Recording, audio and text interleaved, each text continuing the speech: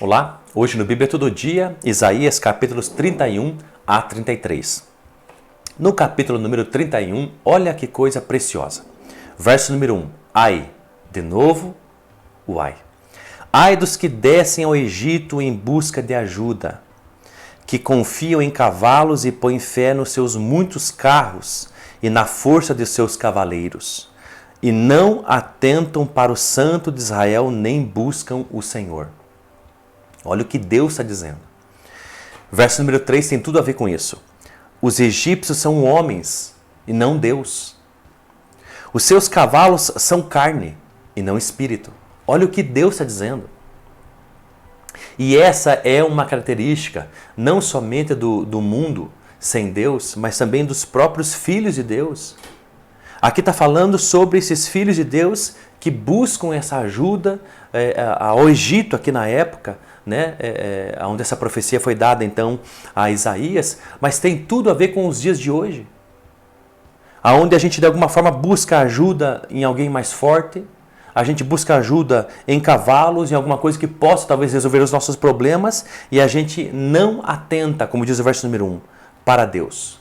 A gente não atenta para o Santo de Israel. A gente não busca o Senhor. Olha que coisa mais forte isso que Deus está acusando a humanidade. Olha que coisa mais forte daquilo que Deus está acusando o próprio povo de Deus. E, inclusive Deus diz no verso número 3, por um acaso os egípcios não são homens? Eles são homens e não são Deus. Não confiam em cavalos porque eles são de carne e não em espírito. E é isso que Deus fica indignado. A gente confia em coisas frágeis demais. A gente deixa de confiar em Deus, o soberano, o reino do universo, o rei do universo, o autor da vida, o soberano sobre todas as coisas, o todo-poderoso. E a gente confia em caneta. A gente confia em papel, a gente confia em cartão, a gente confia em pessoas. Olha como isso é duro ouvir isso de Deus, mas é uma verdade. É muito comum isso na nossa vida. E é isso que Deus está chacoalhando a humanidade, está chacoalhando o povo de Deus, e Ele está dizendo isso está errado, porque sem vocês perceberem, e melhor dizendo, percebendo, vocês viram as costas para mim. Endurece o seu coração para mim. E aí diz o verso número 7, naquele dia cada um jogará fora os seus ídolos de prata e de ouro, feito pelas vossas mãos pecaminosas. Por que tudo isso? Porque é a fotografia da nação, da humanidade, como eles deixam de confiar em Deus, eles têm então que confiar em outra coisa. Então eles fazem imagens de escultura, feitos de prata, feitos de ouro. E é nisso que eles confiam, é nisso que eles dobram o joelho, é nisso que eles oram, é isso quando eles são desesperados, clamam. É nisso que eles estão angustiados e percebem que nada pode resolver seus problemas, então é eles que eles são devotos, que pagam oferendas, que fazem ofertas. São imagens que eles fazem com as próprias mãos, de prata e de ouro, e é a eles que eles então confiam. Mas a Bíblia diz que naquele dia, que na vinda do rei com o seu reino, na vinda de Jesus Cristo, a sua segunda vinda, naquele dia então, de alguma forma a humanidade vai jogar fora isso, vai perceber que isso tudo era nada. E então vai se voltar para Deus. Saiba de uma coisa na vida cristã. Pare de tramar. Pare de fazer com as próprias mãos saídas, soluções para aquilo que você precisa resolver. Clame a Deus. Busque a Deus. Não existe uma vida com Jesus Cristo, uma vida que trama, uma vida que planeja, uma vida que se isso aqui não se der certo, eu vou fazer isso daqui. Não. Os filhos de Deus clamam a Deus. Os filhos de Deus estão diante de Deus humilhados e quebrantados e esperam de Deus confiança, resposta, livramento, libertação, provisão, sustento, consolo, amor, graça, perdão. Capítulo número 32, então, vai falar sobre um novo tempo. E esse reino do rei justo, atenção, um rei reinará com justiça e os príncipes governarão com retidão. Olha que coisa mais linda que diz então esse capítulo número 32. O capítulo 31 fala sobre juízo, sobre ai, e o capítulo então 32 vai falar sobre essa restauração, esse reino de Deus. E olha que coisa mais maravilhosa, verso 15 e 16, até que se derrame sobre nós o Espírito lá do alto e o deserto se torne em campo fértil. Quando que um deserto vai se tornar um campo fértil, uma floresta? como diz ali, e que seja conhecido como um bosque. Então o juízo habitará no deserto e a justiça morará como campo fértil. Quando que haverá um tempo que será normal o juízo e a justiça? Ao invés de corrupção, de trapaça, de injustiça. Que reino que é esse? É o reino de Cristo. E o juízo, ele habitará com as pessoas e a justiça fará morada entre nós. Isso será uma coisa normal quando houver uma ação do Espírito Santo abundante como as águas do mar cobrem a terra. Por quê? Porque é só através do Espírito Santo que pode haver transformação no coração humano. E isso vai haver no reino de Cristo. Olha que coisa mais preciosa. Capítulo número 33, então, vai falar sobre um outro ai, verso número 1. Ai de ti que destrói sem que tenha sido destruído, e que ages de modo traiçoeiro sem que tenha sido traído. Quando acabares de destruir, serás destruído. Quando acabares de agir de modo traiçoeiro, será traído. De quem aqui o Senhor está falando com Isaías? Da Assíria. Por quê? Porque a Assíria que traiu, a Assíria que destruiu sem ser destruída ou traída. É ela que de alguma forma fez aliança, segundo a Reis capítulo número 18, fez a aliança com o povo de Deus e depois os traiu porque os governou, os dominou, os subjugou, os escravizou. Olha que coisa mais interessante. Senaqueribe, que havia feito aliança então com o reino de Judá, e foi ele mesmo que depois entrou em Jerusalém para os subjugar. Por quê? Porque foi de forma traiçoeira, né? Porque foi de forma desejando a destruição. Então Deus está dizendo aqui que vai derramar sobre eles o seu juízo, sua ira. Olha o verso número 2, o capítulo número 33. O Senhor tem misericórdia de nós. Essa é uma oração do remanescente de Israel. Ó Senhor, tem misericórdia de nós. Então o contexto aqui é que os inimigos entraram em Jerusalém. Os inimigos destruíram as defesas da nação do Reino do Sul. E olha então que esse remanescente de Israel ora. Ó Senhor, tem misericórdia de nós. Temos esperado em Ti. Sê Tu o nosso braço cada manhã. Sê também a nossa salvação no tempo de tribulação. Olha que coisa mais preciosa. Um monte, a maioria da nação de Israel, está como diz ali, né, o capítulo número 29, verso número 13, buscam a Deus e o louvam e o honram de lábios e de boca, mas o coração está longe. Mas aqui no capítulo número 33, verso número 2, diz que há um povo, um remanescente, que adora a Deus de verdade.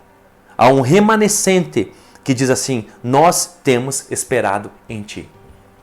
Há um remanescente que numa grande tribulação, o Senhor é a nossa salvação no tempo de tribulação, diz o verso número 2. Olha que coisa mais linda ler isso nas Escrituras. Num tempo de angústia e de dificuldade, sempre vai haver aqueles que servem a Deus de forma genuína. Sempre vai haver aqueles que não arredam pé, que não desistem, que perseveram. Você é assim?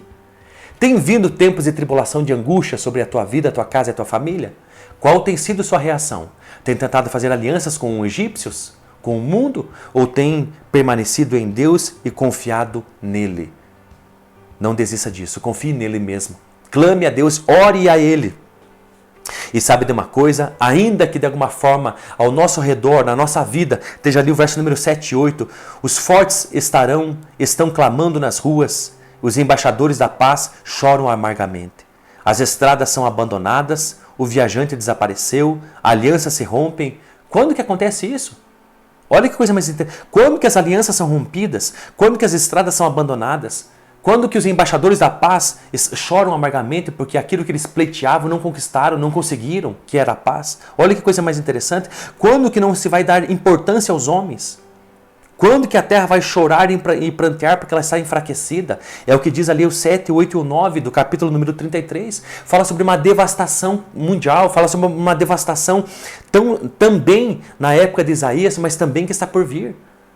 Numa destruição, num juízo de Deus, num derramar da sua ira sobre a humanidade, que vai devastar com as coisas e com aquilo que o homem confia. Mas diz o verso número 10, agora me levantarei, diz o Senhor, agora me erguerei, agora serei exaltado. Deus não está alheio a essas coisas. Não pense que Deus não está desapercebido.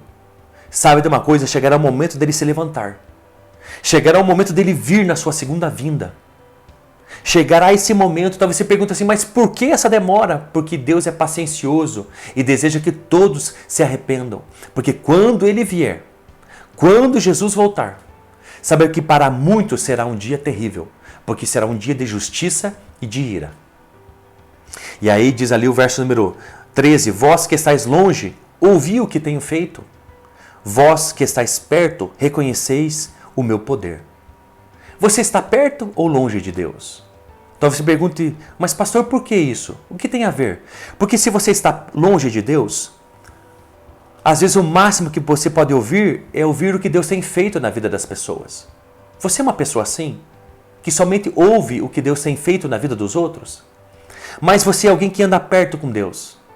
Ou alguém que anda perto de Deus, melhor dizendo. Que você não apenas ouve o que Deus tem feito na vida dos outros, mas você também reconhece o seu poder. Escolha andar perto de Deus. Até quando que você vai testemunhar das experiências dos outros? Até quando que você vai falar na rua, quando estiver falando de Jesus para alguém, daquilo que você viu que aconteceu numa outra pessoa? Pare de andar longe de Deus, mas com Ele comece a caminhar lado a lado. Para quê? Para que você não apenas ouça o que Ele tem feito, mas reconheça o seu poder na sua própria vida. E então, vai falar aí no final do capítulo número 33, uma coisa muito importante, né? Perguntas, né? Duas perguntas. Quem de nós pode habitar com o fogo consumidor? Quem pode habitar com o fogo que consome? Quem de nós pode habitar com as labaredas eternas? Quem? Lembra quando Nabucodonosor colocou Sadraque, Mesaque e Abdenego na fornalha ardente e mandou aumentar o fogo da fornalha 7 vezes? Lembra? E lembra que aquele fogo não consumiu eles, nem um fio de tecido de roupa? Mas aqueles que jogaram aqueles homens na fornalha morreram pelo calor da fornalha, não pelo fogo, mas pelo calor. Esse texto está dizendo, quem pode habitar com o fogo consumidor? Quem de nós pode habitar com as labaredas eternas? Quem pode morar e habitar com Deus no seu lugar altíssimo? Quem pode estar diante de Deus e conviver com Ele, sem ser consumido? É isso que está dizendo o texto. E no verso número 15 e 16 vai dizer quem pode. Vai dizer quem é abençoado. O verso diz, o que pratica a justiça e fala com retidão, que rejeita o lucro da opressão, quem sacode as mãos para não receber suborno, e que tapa os ouvidos para não ouvir falar de violência e fecha os olhos para não ver o mal. Este habitará nas alturas. Sabe quem vai conseguir morar com Deus? Aonde Ele estiver, todo aquele que é mudado por dentro e não somente por fora. Que tem mudança e transformação, perceba isso. Uma vida cristã não é apenas se vestir como um cristão. Uma vida cristã não é apenas usar o shampoo de cristão, o anel de cristão, a roupa de cristão, não. Aquele que pode habitar com Deus e suportar as labaredas eternas é aquele que se torna justo, é aquele que fala com retidão, é aquele que sacode as mãos para não receber suborno algum, é aquele que tapa os ouvidos, você entende? São coisas de dentro, é de moral, é de caráter, são transformações preciosas e profundas que só Deus pode fazer em nós com a nossa entrega total a Ele. E no final, então, do capítulo número 33, vai falar sobre o reino da graça do Senhor, esse fim dos tempos, esse reino de Cristo. E eu quero terminar esse vídeo dizendo sobre isso. Olha como diz ali o verso número 22. Porque o Senhor é o nosso juiz, o Senhor é o nosso legislador, o Senhor é o nosso rei, Ele nos salvará. Isso é muito profundo, fala sobre o fim dos tempos, fala sobre o reino de Cristo na terra. E Ele é isso na tua vida hoje? Ele é teu Senhor? Ele fala, você obedece? Ele é teu juiz? Ele é teu legislador, teu governador? Que seja feita a sua vontade na sua vida, sua casa, sua família? Ele é seu rei? Ele é teu salvador? Perceba uma coisa que o texto diz, Ele é nosso rei. 3 vezes fala de rei nesses capítulos que a gente está falando aqui. No capítulo número 32, fala sobre um rei. No capítulo 32, verso número 1, fala sobre um rei. No capítulo 33, verso número 17, fala sobre o rei. E no capítulo 33, verso número 22, fala sobre o nosso rei. Sabe de uma coisa? Sobre Jesus Cristo. Ele não pode ser para você rei, um rei ou o rei. Ele tem que ser nosso rei. Não é suficiente ele ser um rei, porque é como qualquer outro. Ele não é suficiente ele ser o rei, porque reconhece que existe nele uma autoridade, mas ele não é meu. Mas Jesus Cristo tem que ser nosso rei, nosso Senhor e nosso Salvador. Entregue o teu coração a Deus. Entregue o teu coração a Jesus. Que Jesus Cristo não seja apenas para você um rei ou o rei, mas ele seja teu rei. E Jesus Cristo sendo o teu rei, vai fazer toda a diferença. Fique com Deus.